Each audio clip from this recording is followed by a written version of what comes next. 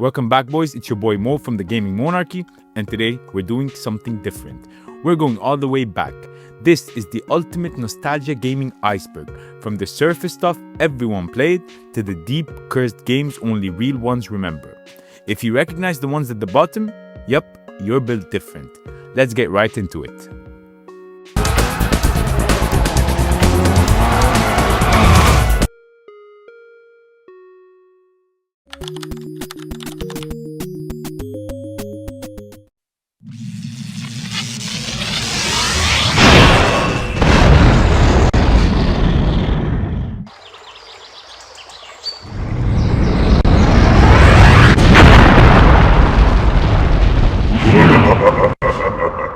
Free at last.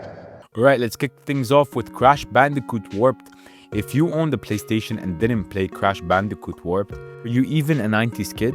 This game was pure chaos, wrapped in spinning orange fur, jet skis, tigers, time travel, ancient Egypt, and somehow a medieval frog that could one-shot you. It wasn't just platforming, it was an adventure through your childhood imagination. And the time trials, let's not talk about those rage moments, please.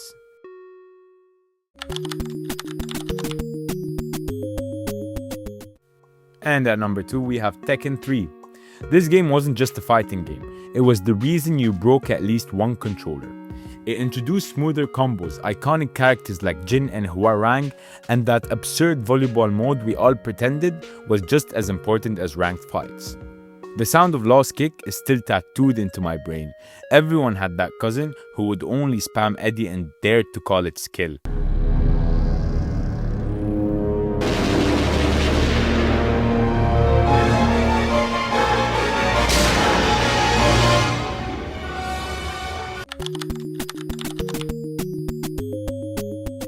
And we have Mario Kart 64. This game gave birth to a generation of trust issues. Banana peels were landmines, blue shells destroyed lives, and if you fell off Rainbow Road, your friends laughed as Lakitu dragged you out of the void. It was vibrant, chaotic, and every single race ended in betrayal. And let's not pretend anyone used Toad because he was fast. You just picked him because he was annoying.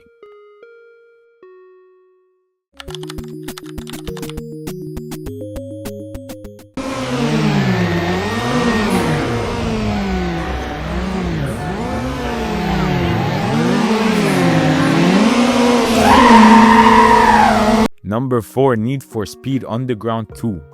Yes, this wasn't just racing, it was lifestyle. You were 12 years old, building the ultimate street machine with neon lights, hydraulics, and a flame vinyl wrap. I remember spending hours on hours in my basement playing this one. You didn't know how cars worked, but somehow you were swapping ECUs like a pro mechanic. The city felt alive. The soundtrack slapped, and no one can hear until this day Riders on the Storm without teleporting back to those late night drift runs. Those were the days truly.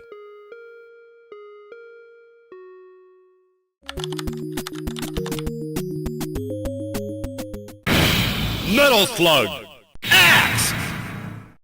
Mission 1, start! Metal Slug X. Metal Slug X was absolute 2D madness. Explosions everywhere, mummies that sneezed on you, camel-mounted machine guns, and hostages yelling thank you as you ran past. You mashed buttons like your life depended on it, and somehow still got obliterated in level 2. It was fast, brutal, and stupidly fun, and the soundtrack, pure action movie gold.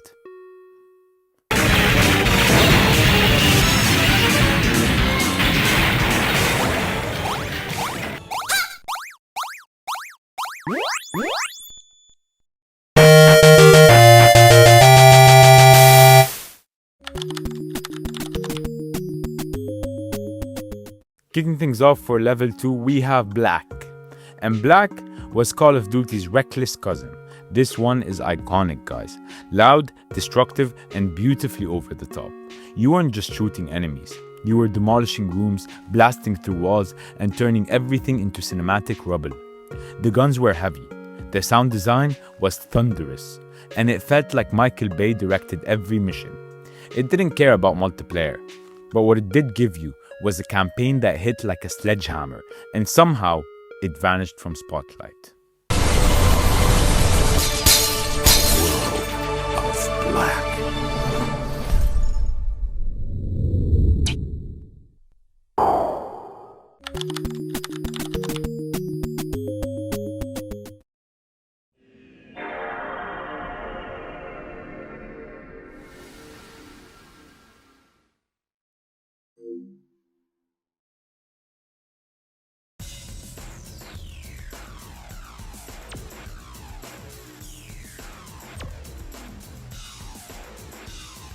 And next up, we have Time Splitters 2.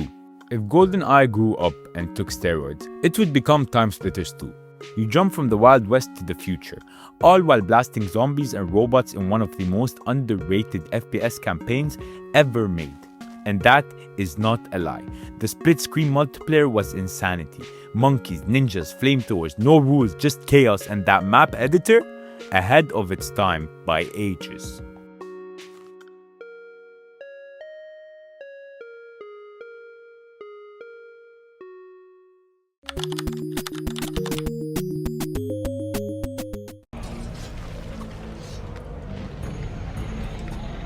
Do you think I felt regret as I gazed upon the destruction we had wrought?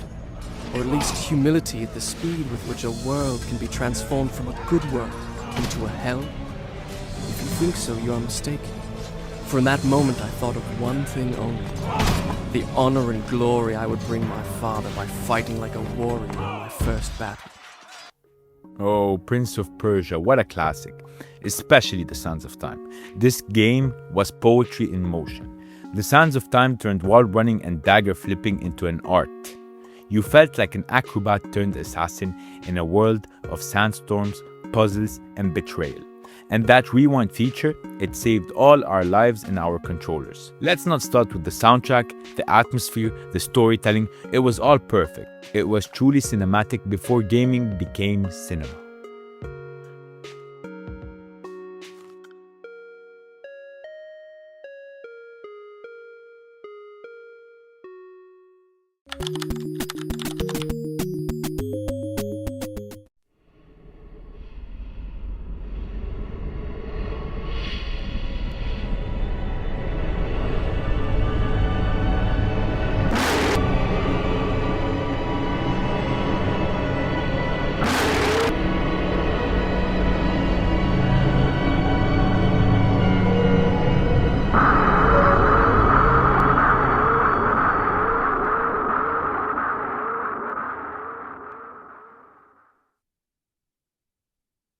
Ho ho, who doesn't remember Silent Hill 3?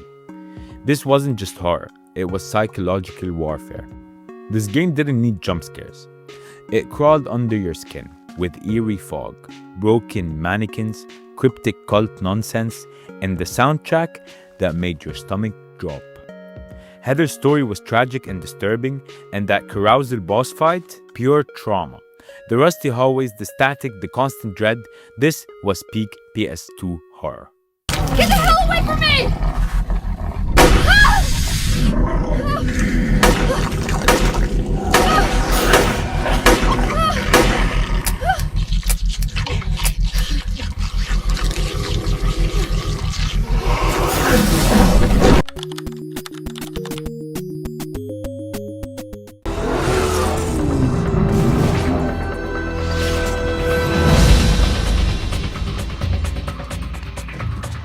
Start up. Felt disappointed.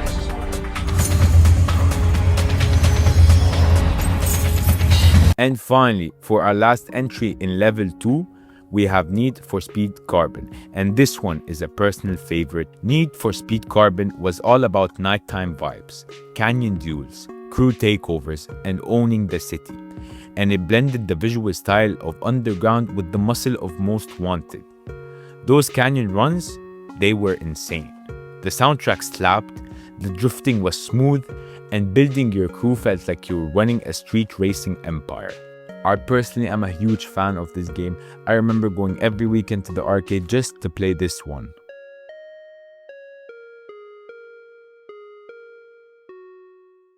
Pick one, whichever one you want. Hey, if there's 3, do I get one? I mean, I don't care which one, although I am partial to the one with the sweet rims. Why don't you just make sure the tanks are filled? That's great. I'm the monkey! Pick one. Let's get this over with.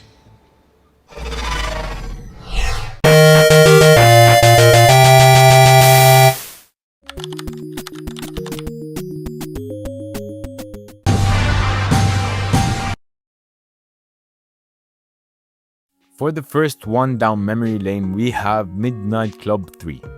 Midnight Club 3 was Need for Speed's bigger, cooler, stronger cousin. The one who wore the chains, had the rims, and bumped hip-hop while racing through neon-lit cities. The customization was unbelievable. The map, huge, and those races, pure adrenaline. If you want drifting a wide-body Escalade to Detroit at 160 miles per hour with Lil Wayne playing in the background, could you even consider yourself cool right now?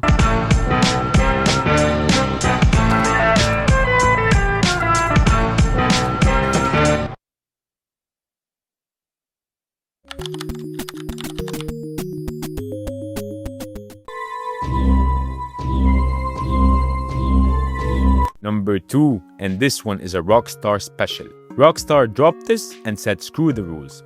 The Warriors was gritty, raw, and one of the best beat-em-ups ever made.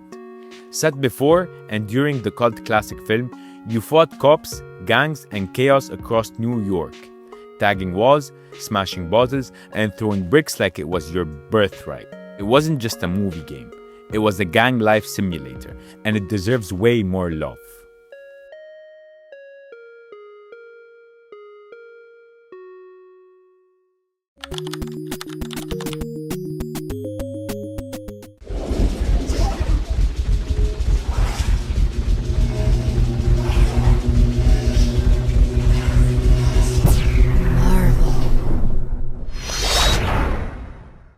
Oh, who doesn't love this one? The Incredible Hulk. This game lets you be him, lets you be angry, and lets you destroy whatever you want to destroy. Ultimate Destruction gave Hulk his own open world playground, and at that point, nothing was safe. Cars became flying boxes, tanks were toys, you could scale buildings and slam into the pavement like a green meteor. It was chaos, carnage, and the blueprint for every superhero game that came after. No one expected it to go this hard, and I was down for it.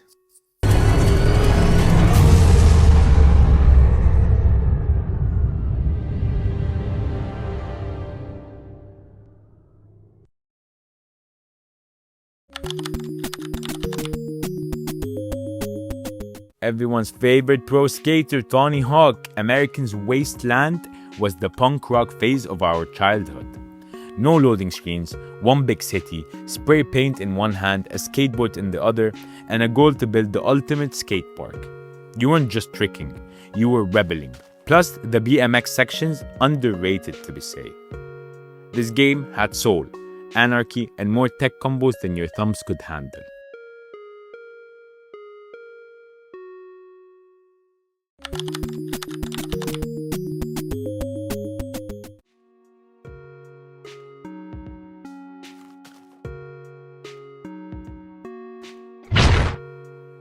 And last but not least, for level 3, we have Disney's Extreme Skate Park, and this is another personal favorite.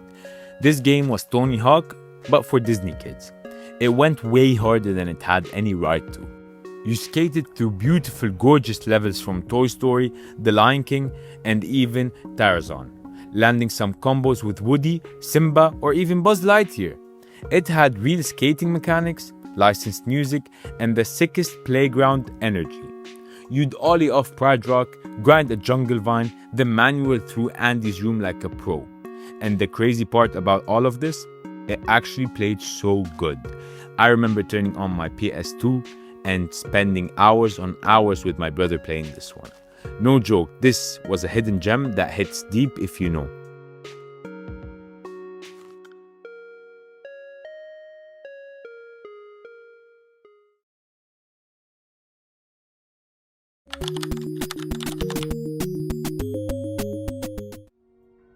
First one, another personal favorite, Resistance Fall of Man.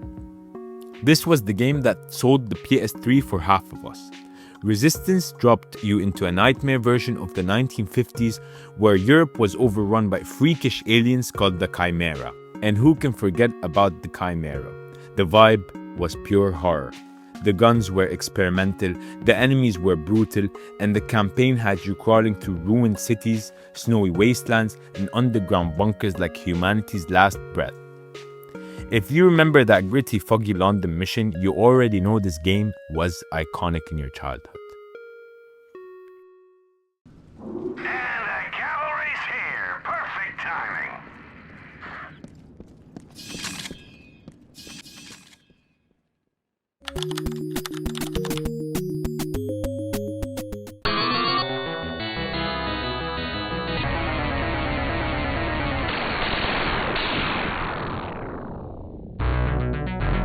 I remember playing this one every day when I was so young.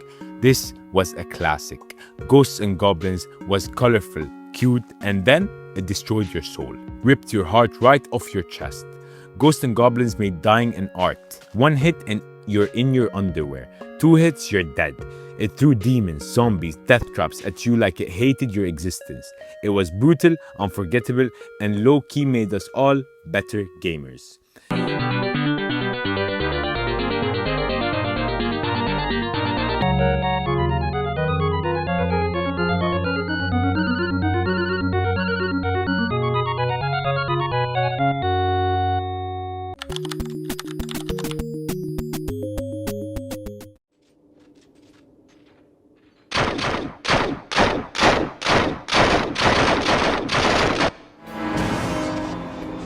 Before Cyberpunk, before Control, there was this beaut. The Matrix Path of Neo wasn't just another cash grab movie game. It was pure glitchy chaos, and we loved it. You literally played as Neo, dodging bullets in slow motion, flying through city skylines, and karate kicking your way through SWAT teams like a pixelated god. The combat was wild, the story bonkers. And the final boss? Yes, you fight a giant made of Agent Smiths. It was weird, janky, but it was also peak 2000s gaming. And if you finished it back then, you're officially the one.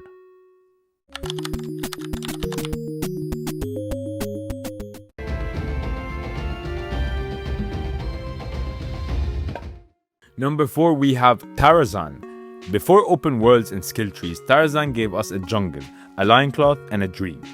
You slid down vines, chucked fruit of baboons, and tried not to cry when Kerchak died. The soundtrack, incredible. Thank you, Phil Collins, by the way. And every level felt like a scene from a forgotten VHS. If you finish Stampede level without dying, you're officially certified in my book.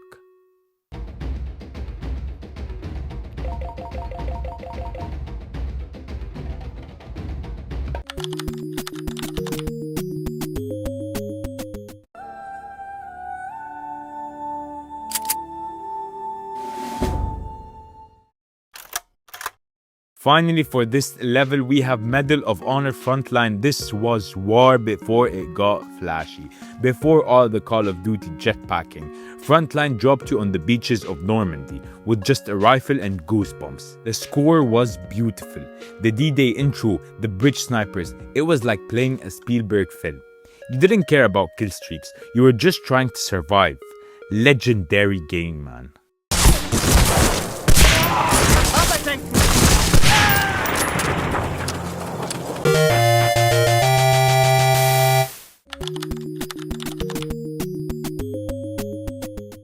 This wasn't your average FIFA. This was dirty alleys, rooftop pitches, and tricks so nasty they could start fights between you and your friends for life. You didn't care about formations, tactics, or substitutes. It was all about the disrespect on the pitch. Anything was possible in this game. Flicking it off the wall, breaking your opponent's ankles, or even rainbowing it into a volley. When you scored here, it meant something. If you played this growing up, you knew just what vibe this was. Edge of the seat stuff, I tell ya. It's all over, and that goal decided it. Hey, skills to spare? You're standing out in this football crowd, man.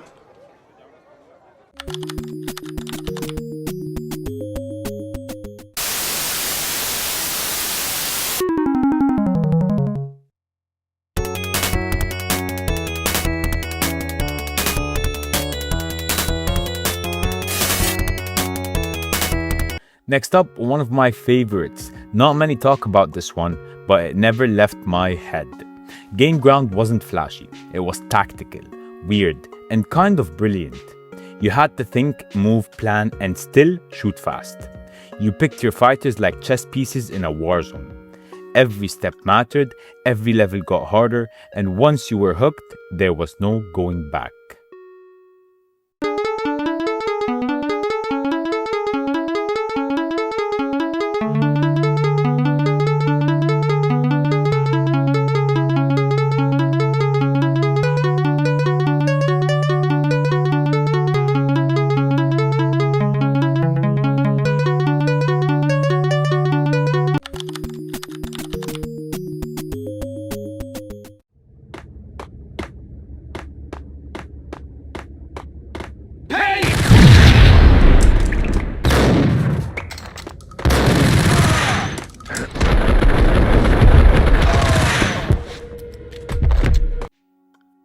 Next up, we have Max Payne. Who doesn't remember Max Payne?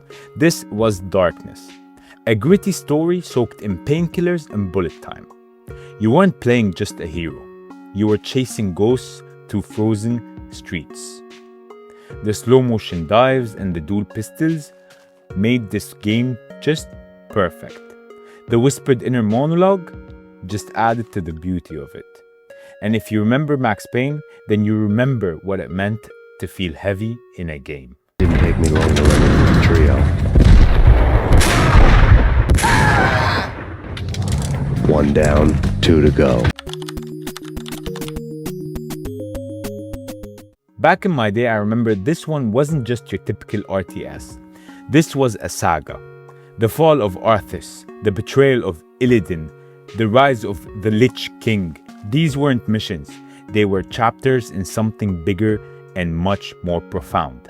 And outside the campaign, the custom games raised a generation. Dota, Tower Defense, Footman Frenzy, all born right here. This game wasn't just a title, it was a legacy. The demons are returning. Yes, and only by leading your people across the sea to the distant lands of Kalimdor will you have a chance to stand against them. But how can we... I will answer all of your questions in time, young war chief. For now, rally your warriors and prepare to leave this land. We will speak again.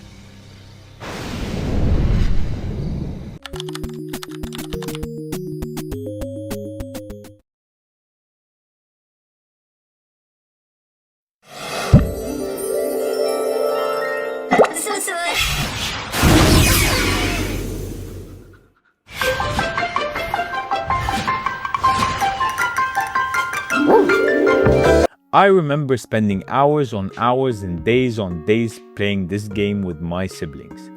This was the Chaos expansion. You built your dream home, then adopted a cat that refused to behave and a dog that ruined everything. But that was the charm in this game. You weren't just living life alone or with a partner. You were raising digital pets along the way that made it even messier than Sims could ever be. The Sims 2 Pets was cozy chaos, and deep down, you loved every second of it.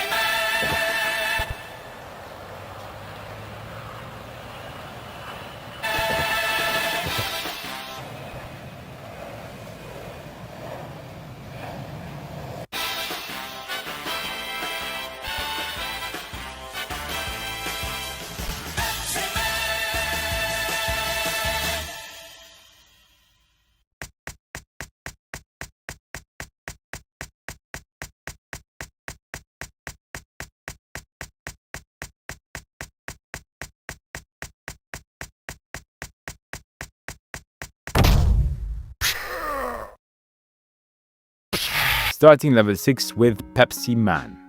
Pepsi Man wasn't a game, it was a glitch in the Matrix, I'm sure of that. A faceless silver man in a Pepsi suit, crashing through cities, dodging buses, and diving through living rooms. All in the name of soda. It had one button, one song, and one goal. And yet, it was a piece of art. If you ever played this, you've seen things. Pepsi things.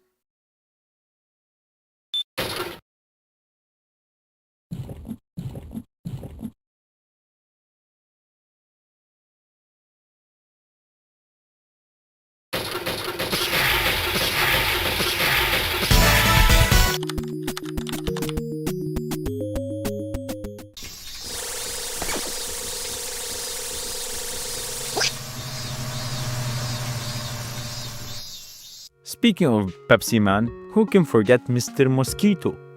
This game was actual madness.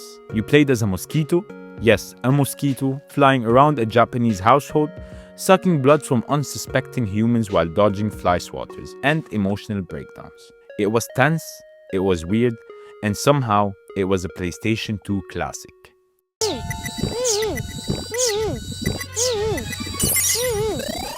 How was it the first time? I hope you enjoyed your first blood suck.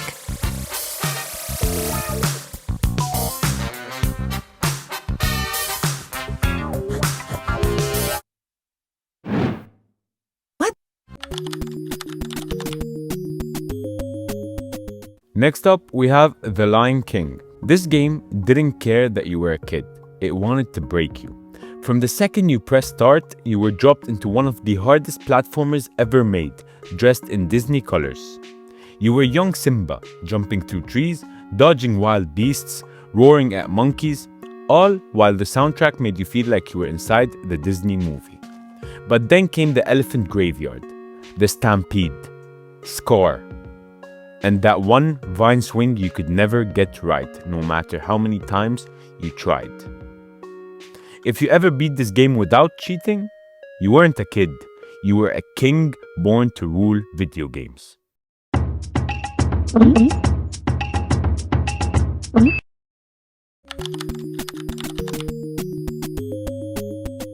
Number 4, and this one is for the OGs, Grim Fandango, the original one, not the remastered one. An adventure game masterpiece you forgot you played. You were Manny Calavera, a travel agent for the dead, navigating mid-Day of the Dead realm. With witty dialogue, unforgettable art style, and a jazzy soundtrack. One of the best plots ever, with characters that felt alive. It's PC storytelling perfection at its prime.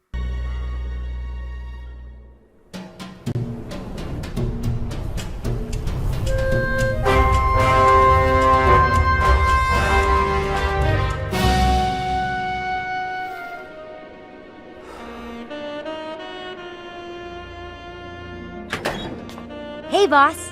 You gonna come downstairs? I got a customer asking for you. You know I don't like to mingle with the customers. Well, you may want to mingle with this one. She sounds like your type.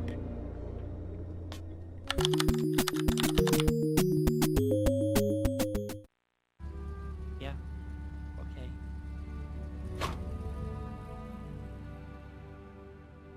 Bye. Look, Mama, there's the crazy chicken! Yes, it is crazy, little chicken. You're so smart. We don't make eye contact. Bye-bye! That's it. Today is a new day.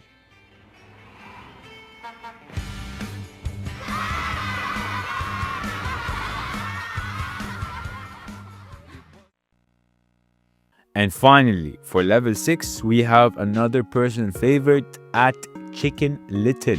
Yes, Chicken Little, and yes, this game absolutely was insane. You played to the film, but added guns, aliens, hoverboards, stealth, explosions, and levels that felt like Ratchet and Clank. The mechanics were smooth, and the platforming was tight, and it hit way harder than a movie tie-in had any right to hit. If you know, you know.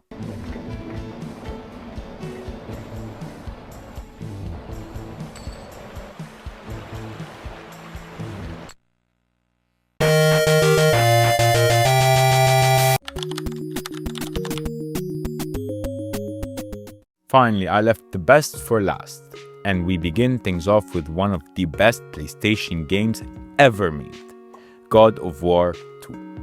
This wasn't just a game, it was a statement. Every level, every boss, every scream from Kratos made you feel like you were holding the controller with fire in your hands. The Pegasus, iconic. The time freeze puzzles, genius. And the cliffhanger ending was painful perfection.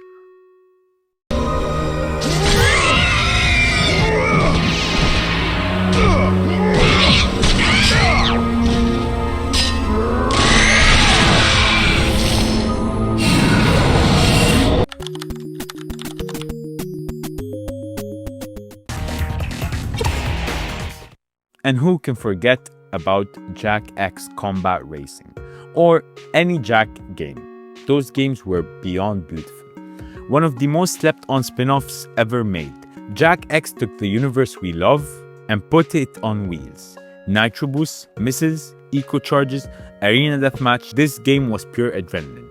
It wasn't Mario Kart with guns. It was madness in motion with lore baked right in the middle. Here's your first new vehicle, Jack. This one's built for speed.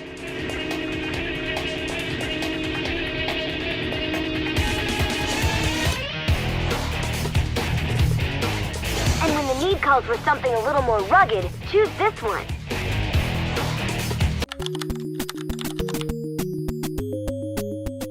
Dare I say this one is my favorite game of all time, but I will not say that. It might be one of my favorite franchises of all time though. Sly wasn't just another mascot. He was cool, like Ocean's 11 for kids. That's exactly how I saw him. Slick platforming, stealth mechanics, cel-shaded beauty, and a story that actually made you care.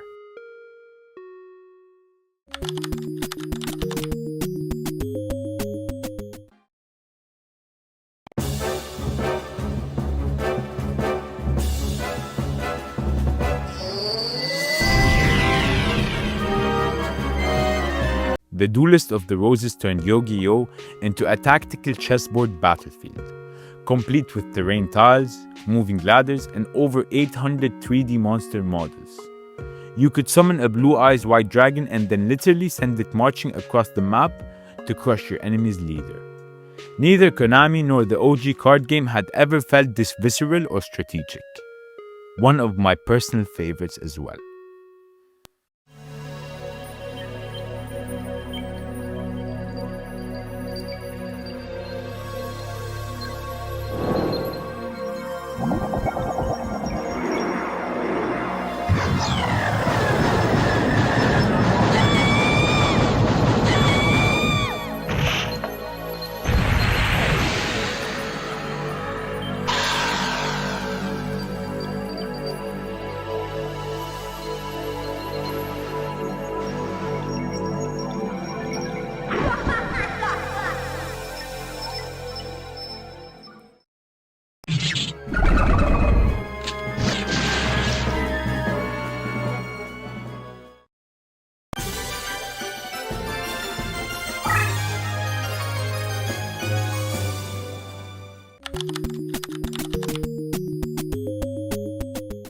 Most Wanted is one of those titles that left a lasting impression on anyone who played it.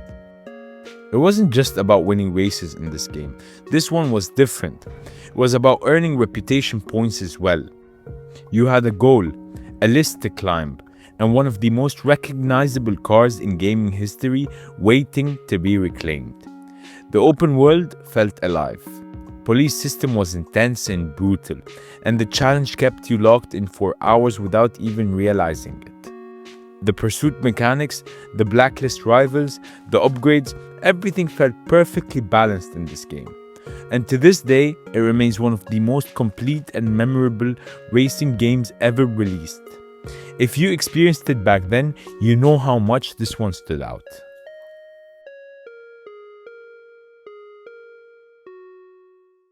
Alright, before I sign things off, let's talk from the heart.